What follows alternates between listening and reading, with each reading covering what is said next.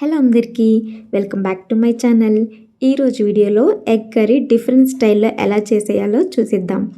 దీనికోసం 5 గుడ్లను తీసుకొని ఒక మిక్సీ జార్లోకి 5 గుడ్లను బ్రేక్ చేసుకొని ఇందులో వేసుకోవాలి. ఇప్పుడు ఒక చిన్న టీ గ్లాస్తో కాచి చల్లార్చిన చిక్కని పాలు వేసుకొని 30 సెకండ్స్ పాటు గ్రైండ్ చేసుకోవాలి. ఇలా గ్రైండ్ చేసుకున్న మిక్చర్ని ఏదైనా మూత ఉన్న బాక్స్లోకి ఇలా ట్రాన్స్ఫర్ చేసుకోవాలి. పూర్తిగా నిండుగా పోసకుండా కొంచెం వెలుతుగా పోసుకొని మూత పెట్టుకొని పక్కన పెట్టుకోవాలి.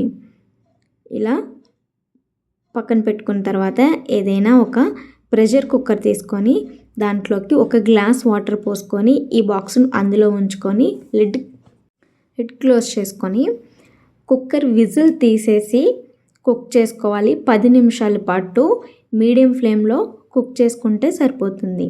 ఇలా కుక్కర్ని స్టవ్ మీద పెట్టి ఉడికించుకుందాం. ఈలోగా ఒక పెద్ద సైజు టమాటాని తీసుకొని చిన్న చిన్న ముక్కలుగా కట్ చేసుకొని అందులో 4 వరకు జీడిపప్పు పలుకులు వేసుకొని ఒక మిక్సీ జార్ తీసుకొని మెత్తని పేస్ట్ లాగా నీళ్లు వాడకుండా గ్రైండ్ చేసుకోవాలి.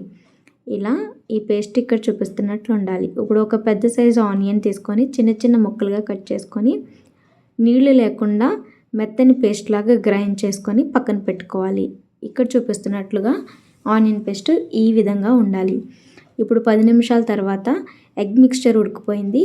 బాక్స్ ఓపెన్ చేసి చూస్తే ఈ విధంగా పన్నీర్ లాగా ఉడికిపోయి ఉంటుంది. ఇప్పుడు దీన్ని చుట్టూ ఇలా ఒకసారి నైఫ్తో ఇలా అనేసి ఒక ప్లేట్లో ఇలా తట్టితే ఇలా ఎగ్ మిక్స్చర్ మొత్తం బాక్స్ నుండి విడిపోతుంది.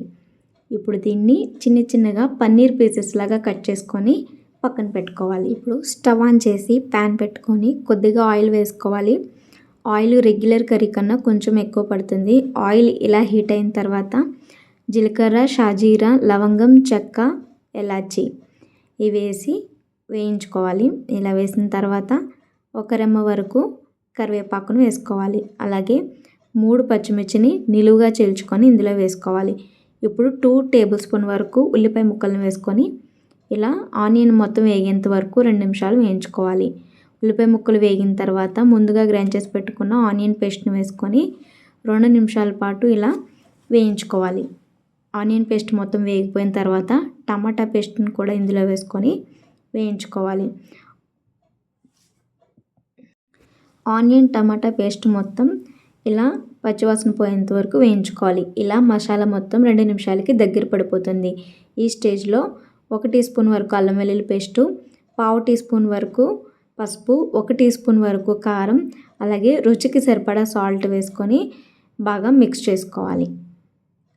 ఇలా మొత్తం ఒకసారి కలిసేటట్టు మిక్స్ చేసుకొని ఆ తర్వాత 1 గ్లాస్ వరకు నీళ్లు పోసుకోవాలి.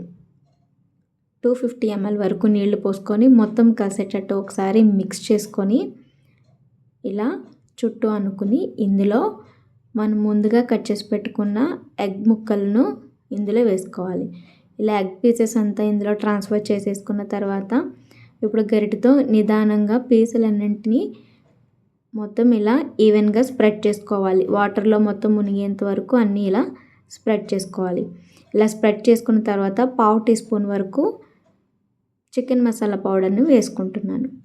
ఇలా వేసిన తర్వాత 1 నిమిషం పాటు ఇలా అటు ఇటు ఒకసారి కలుపుకొని కొంచెం పొంగు వచ్చిన తర్వాత మూత పెట్టుకొని 10 నిమిషాల పాటు మీడియం ఫ్లేమ్ మీద ఉడికించుకోవాలి. 10 నిమిషాల పాటు ఇలా ఉడికిన తర్వాత కూర అంతా ఇలా దగ్గర పడిపోతుంది. ఇప్పుడు లాస్ట్ స్టేజ్లో కొత్తిమీర, కొంచెం కసూరి మేతి వేసుకొని 2 నిమిషాలు అటు ఇటు మిక్స్ చేసుకొని స్టవ్ ఆఫ్ చేసుకుంటే మన ఎగ్ కర్రీ రెడీ. ఇది అచ్చం పన్నీర్ కర్రీ లాగే ఉంటుంది.